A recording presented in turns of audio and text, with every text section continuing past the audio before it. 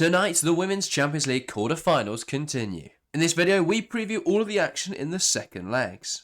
We discuss whether Wolfsburg have any chance of beating Barcelona after they suffered a 4-1 home defeat in the first leg, and we look at how Chelsea's win over Man City in the UWCL on Sunday strengthens their chances of overturning a 2-goal deficit to the citizens. This is our UWCL quarter-finals preview. Alright, let's get into it then. Champions League quarter-final second legs are upon us again, and tonight we've got two very interesting games. We'll start then with the early kickoff, the quarter-to-6 kickoff, Barcelona versus Wolfsburg.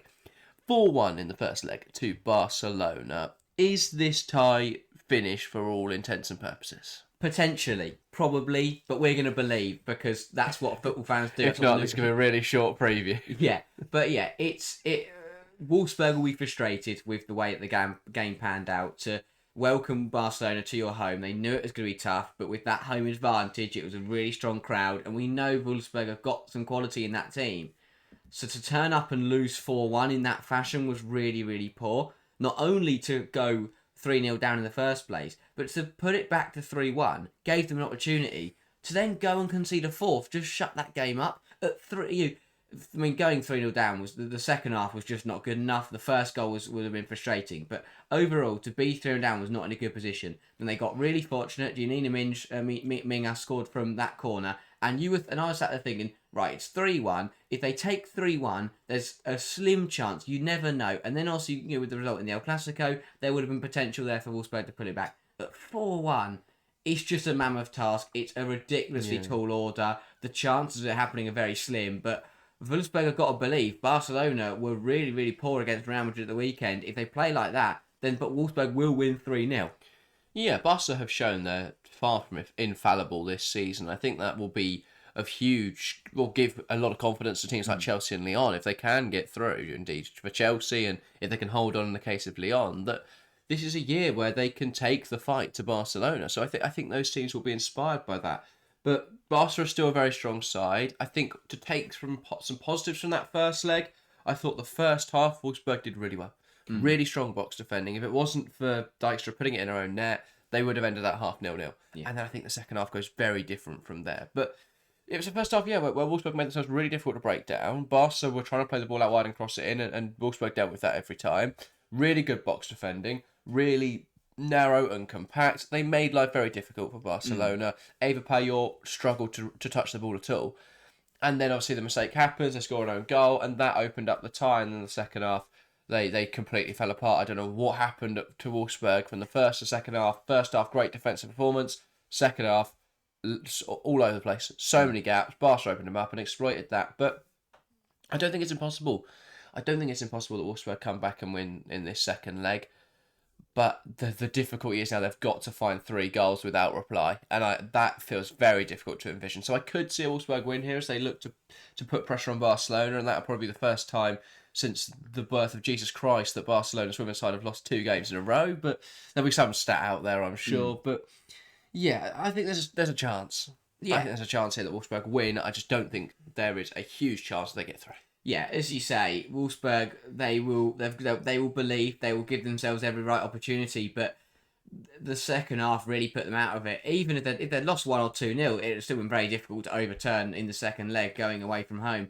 Barcelona, a lot of pressure on now. I think that the El Clasico caught a lot of people out, and yes, there were a couple rotations in there. We saw Sheraton Live start, we saw Marta Torrejon play at right back, but apart, it wasn't ridiculously weak for Barcelona, and that'll be the worry if they play like that. Is there any ridiculously weak side though that Barcelona could possibly field? That is true. And that Barcelona side should have done a lot better against that Real Madrid side, and that will be the concern. But what gives Wolfsburg belief is that if Barcelona play the same way they did on Sunday, Wolfsburg will win this game 3 or 4-0 because that's the quality they possess. The chances of Barcelona play that badly again though are very, very slim. They will react. They were brilliant in the first leg, especially in that second half. And, Wolfsburg gave them a yard and they ran a mile, and they were absolutely brilliant. Sheraton Live came on and sealed the deal. And again, that 4th goal could potentially be the difference between this being a competitive tie and this being game over. So that was really a key for them, but they did really, really well. I think that they will look to get the job done early doors. If they get a goal, they make it 5-1 on aggregate, and suddenly no football club in the world comes back from that. So that'll be the aim for Barcelona, to shut up shops early. But they've got to be careful that Wolfsburg don't. Again, if they give Wolfsburg a chance, they will take it. If this goes 1-0 to Wolfsburg, then suddenly it's going to start to be a little bit nervy, and then there's going to be a lot of pressure on Barcelona. But at the end of the day, they're the reigning champions for a reason. They're top of their league for a reason. They are an incredible football side.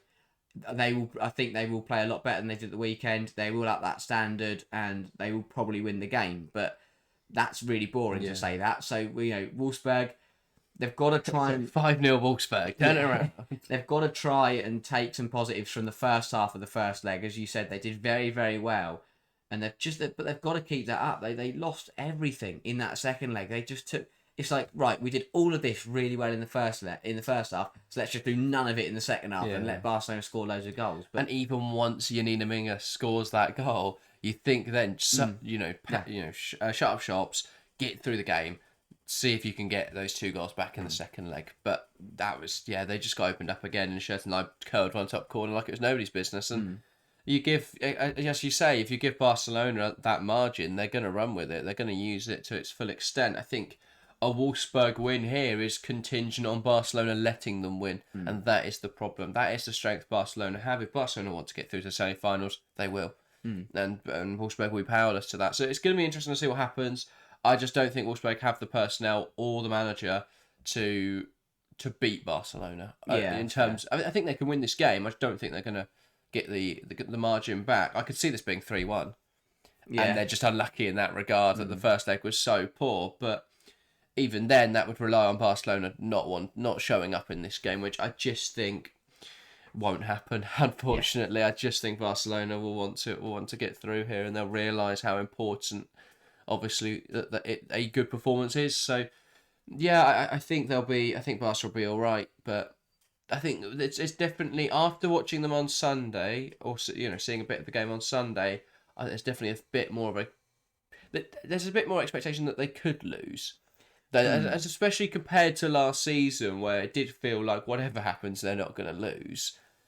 This season, they lost to Levante in the league. They lost to Real Madrid in the league. Yes, they beat Real something like 9-1 over 2 legs in the Copa del Rey, or the Copa del Arena. But I do feel there's a bit more fallibility, a bit more opportunity for these teams to go and beat Barcelona. I just think, given the way the first leg went, given the fact Wolfsburg aren't the side they used to be, I just can't see them overturning it. But I do have faith going later into this competition that if Chelsea can get through against Man City, if Lyon are there in the final, that's the kind of calibre of side that could go on and beat Barcelona. Yeah, as you say, I think that they have shown they are beatable this season. The Real Madrid game, I think that the reason it gives Wolfsburg such a chance is because Real Madrid scored 3 against Barcelona, but you do have to take into account that obviously 2 of those goals came. It was Caroline with her first came in the 88th, and then the second one came in additional time when Barcelona had thrown 9 players forward to try and equalise. So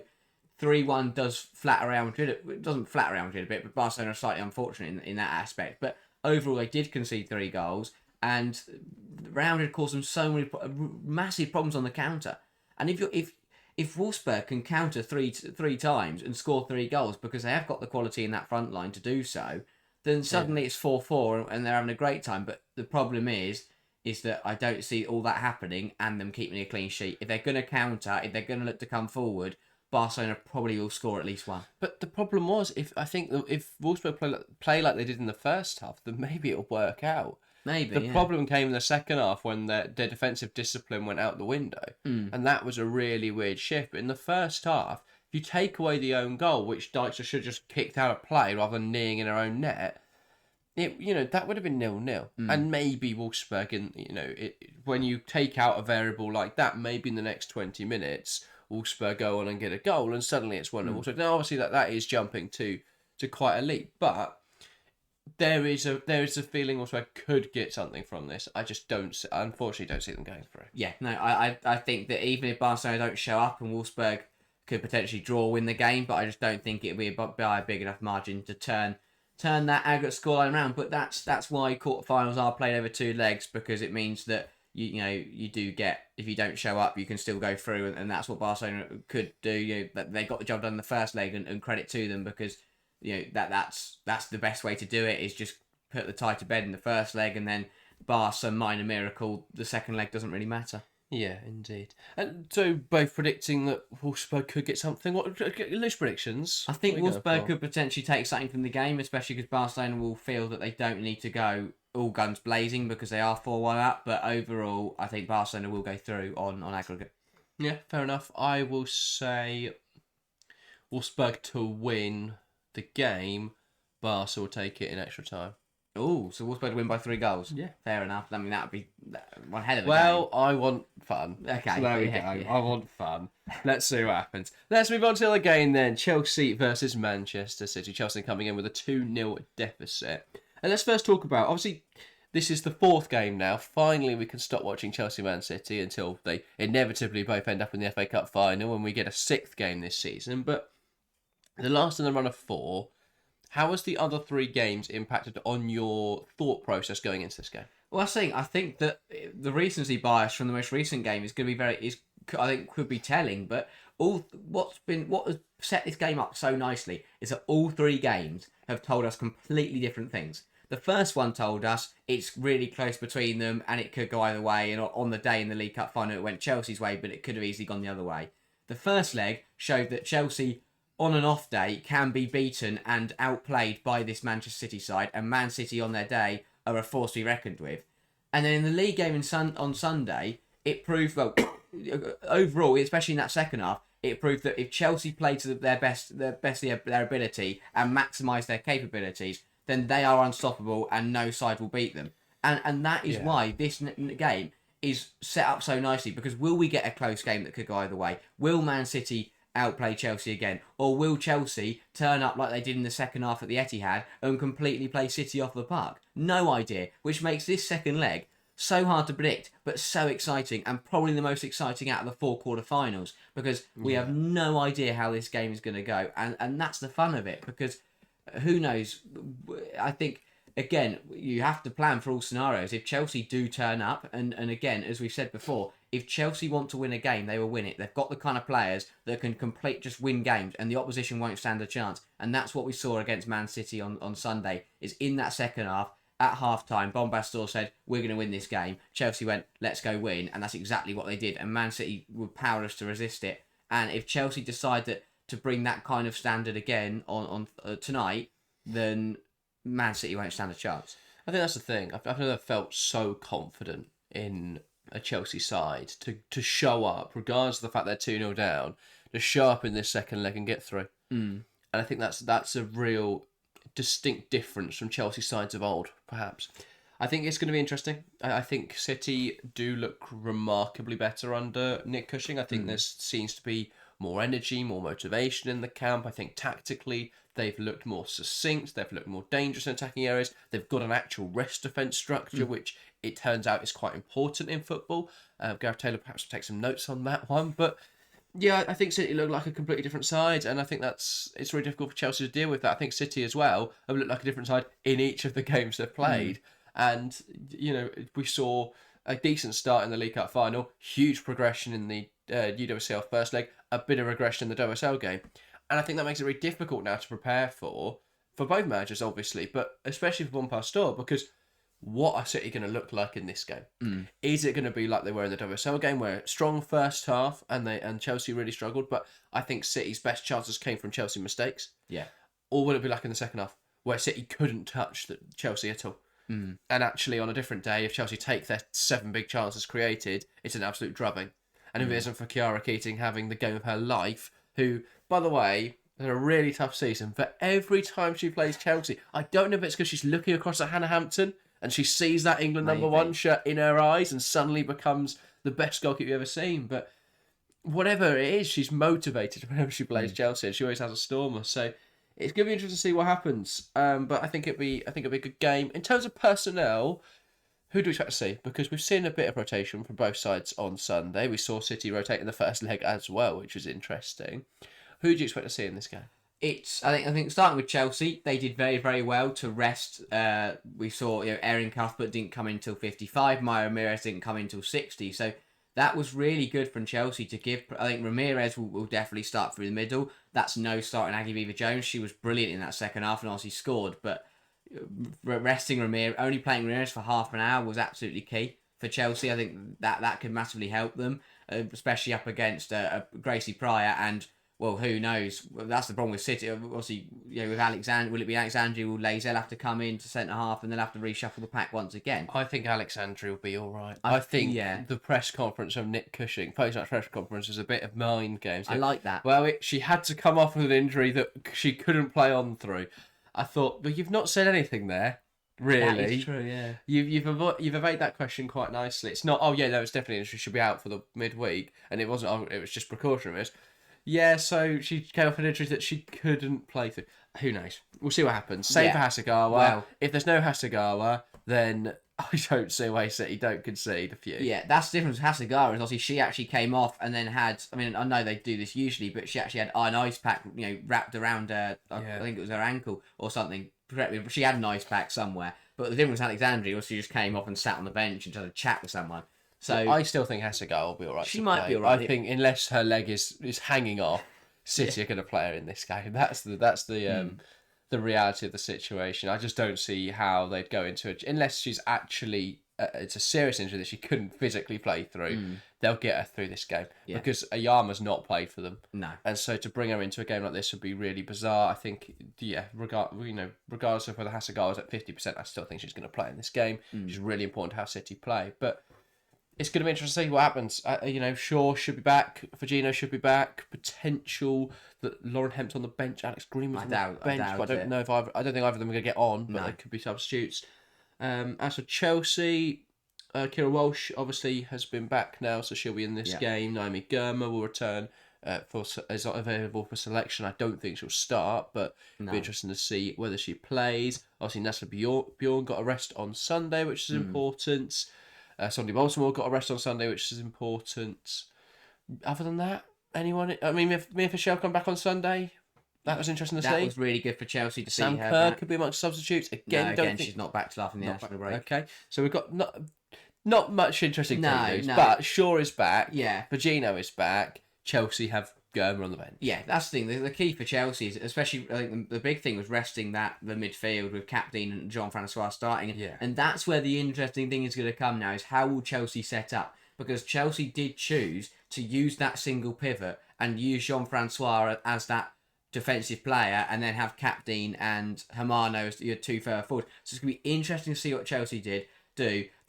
Throughout these 4 games, Bonpastor has flopped around between a double pivot and a single pivot. What she'll opt for in this game will be really interesting because, to be honest, in the second half it was just Jean-Francois sat there, and then it was Aaron Cuthbert who was making the runs in and heading things into the net and had a really good game. So obviously Jean-Francois came up on 63 and they brought on Walsh, and suddenly Walsh, that was it. The tempo's dictated a bit better in there. I think Walsh will play as a single pivot. I think for the rest of the midfield makeup, it's going to be interesting. Clearly, Lauren James is preferred on the left flank, which. She was everywhere. It's not like... Yeah, I know. I think she needs to be playing a free role, but she does that better in the 10 position. Yeah. I think in terms of who plays in those midfield spots, I don't think after watching Macario in the first leg that it can be Kat. I think look at how good Hermano's been this season, how effective she's been in Man City games.